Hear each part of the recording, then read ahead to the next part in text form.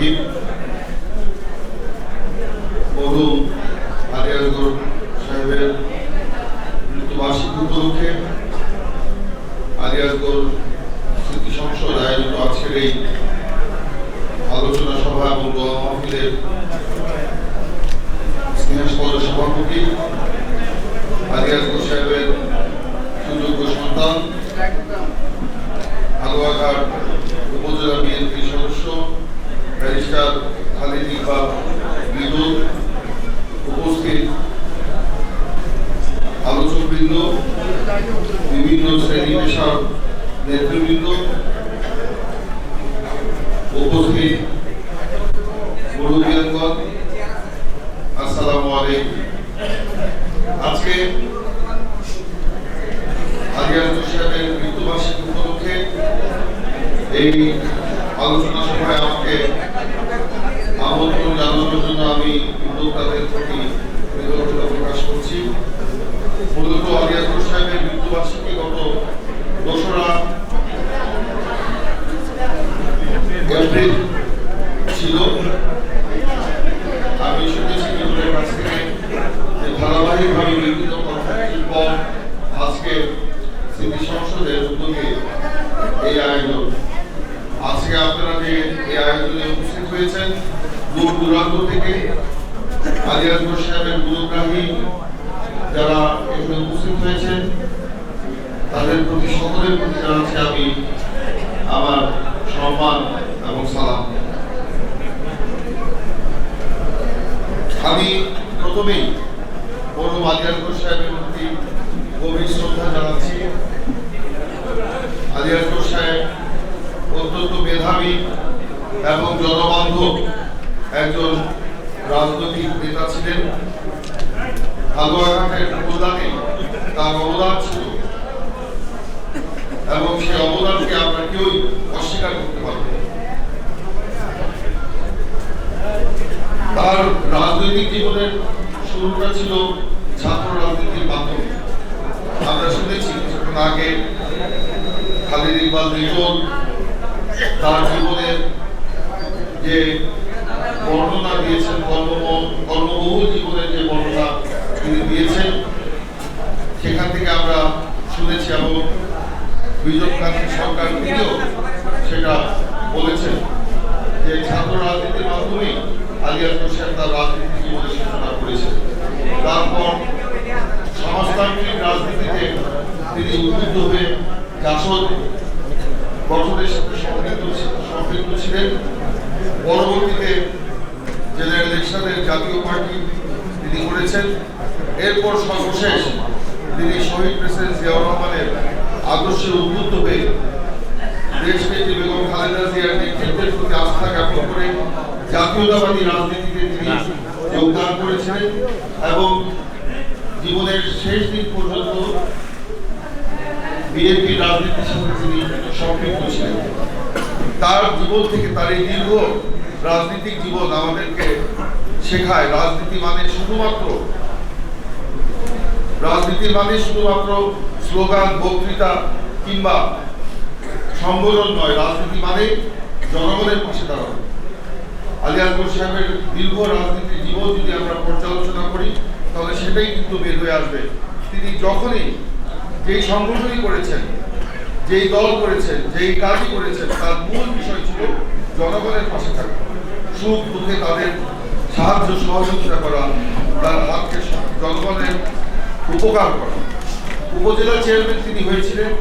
উপজেলা চেয়ারম্যান হিসেবে তিনি হালুয়াঘাটের কল্যাণে তিনি সাহসী ভূমিকা নিয়েছিলেন।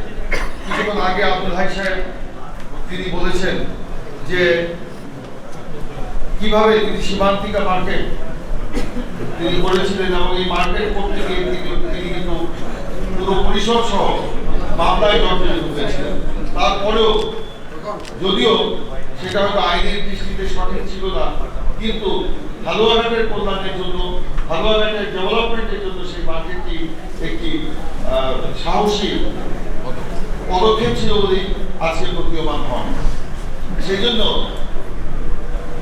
আলী আসগর সাহেব, আমি যে কথা বলছিলাম যে আমাদের এই হালুয়াঘাটের কল্যাণে যে কাজ করেছেন সেজন্য আজীবন জনগণের সম্মান পেয়েছেন এবং মৃত্যুর পরেও জনগণ কিন্তু তাকে গভীর শ্রদ্ধার সাথে স্মরণ করে।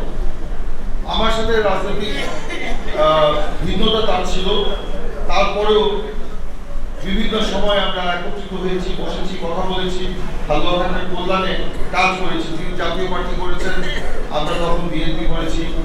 একটা মুখোমুখি অবস্থান ছিল একটা সময়, কিন্তু তারপরেও কিন্তু আমরা হালুয়া খানের কল্যাণের জন্য একসাথে বসে দ্বিধা করি নাই। বিএনপিতে আসার পরে তার সাথে দীর্ঘ সময় আমরা একত্রিতভাবে কাজ করেছি এবং সেখানে আমি দেখেছি তার সংগঠন করার তার যে কৌশলী একটা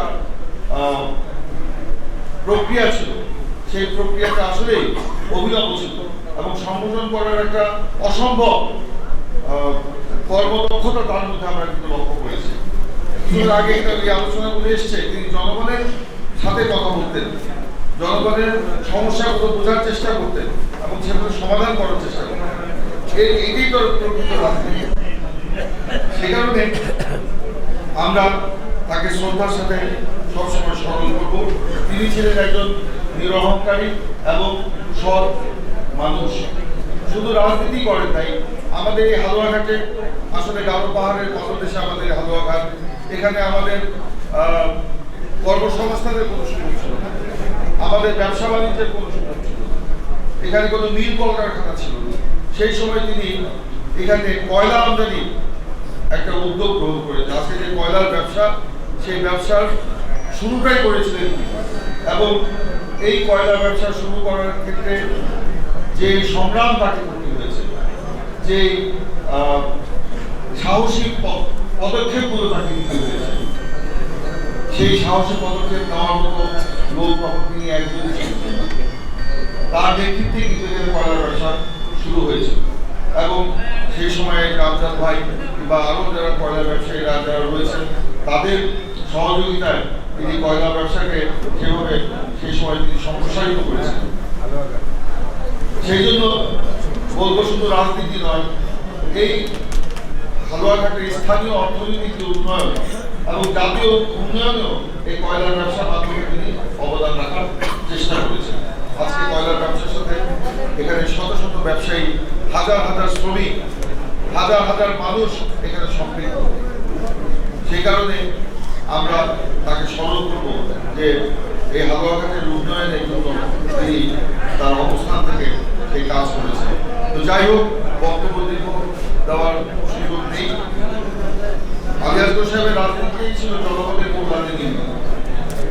আমরা যারা রাজনীতি করি, আমাদের রাজনীতি জনগণের কল্যাণে নিয়ে। আজকে ওনার দল, সর্বশেষ যে দল তিনি করেছেন বিএনপি, তার দল আছে বিএনপি। দীর্ঘ আন্দোলন সংগ্রামের মধ্য দিয়ে ফ্যাসিবাদের অবসান ঘটিয়ে আজকে রাষ্ট্র ক্ষমতায় প্রতিষ্ঠিত হয়েছে। আজকে আমরা প্রধানমন্ত্রী তারেক রহমানের নেতৃত্বে আমরা বাংলাদেশকে একটি আধুনিক, সমৃদ্ধশালী এবং বৈষম্যবিহীন একটি রাষ্ট্রে পরিণত করার লড়াইয়ে নতুন করে আমরা অবতীর্ণ হয়েছি। যে মুহূর্তে তারেক রহমান এই কঠিন দায়িত্বটা কাঁধে নিয়েছেন, সেই সময় বিশ্ব যে মধ্যপ্রাচ্যের যুদ্ধ এবং অর্থনৈতিক যে মন্দা, এর মধ্যে আমরা পড়েছি। তারপরেও তারেক রহমান সাহেব সেই জনগণের কল্যাণের কথা চিন্তা করে তিনি কিন্তু নিরলসভাবে কাজ করে যাচ্ছে। আপনারা দেখেছেন এই যে মধ্যপ্রাচ্যের যুদ্ধের পর পৃথিবীর প্রায় 70টি দেশে গত 1.5 মাসে 1 থেকে 5 বার তেলের দাম বৃদ্ধি করা হয়েছে, কিন্তু তারেক রহমান সাহেব তিনি বাংলাদেশে তেলের দাম বৃদ্ধি করতে দেন নাই, জ্বালানি তেলের দাম তিনি বৃদ্ধি করতে দেন নাই। কেন?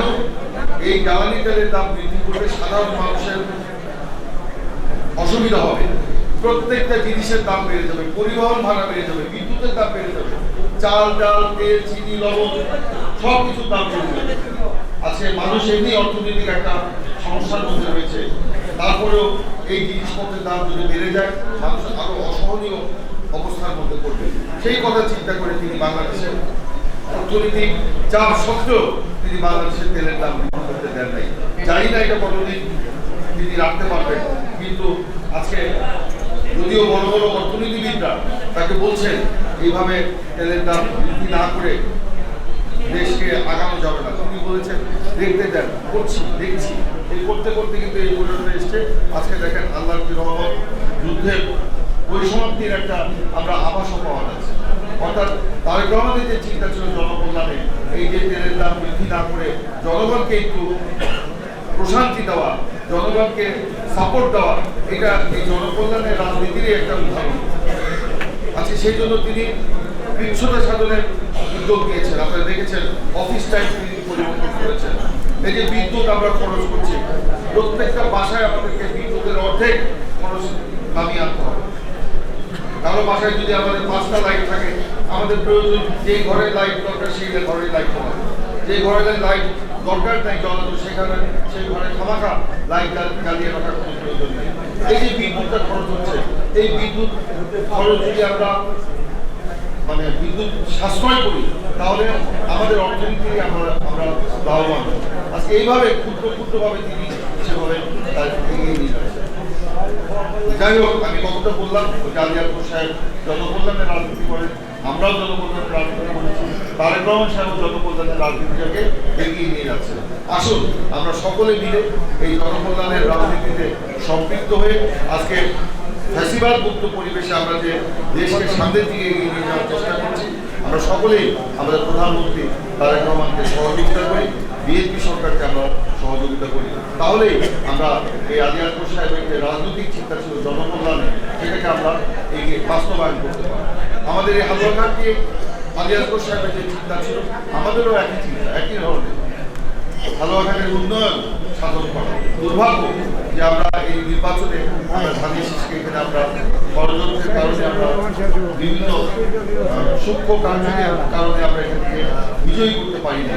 কিন্তু তারপরেও হালুয়াঘাটের উন্নয়ন আমাদের উন্নয়ন থেকে আমাদের মুখ ঘুরিয়ে যাওয়া চলবে না। আমরা সকলে মিলে হালুয়াঘাটের উন্নয়নকে আমরা সামনে নিয়ে আসবো।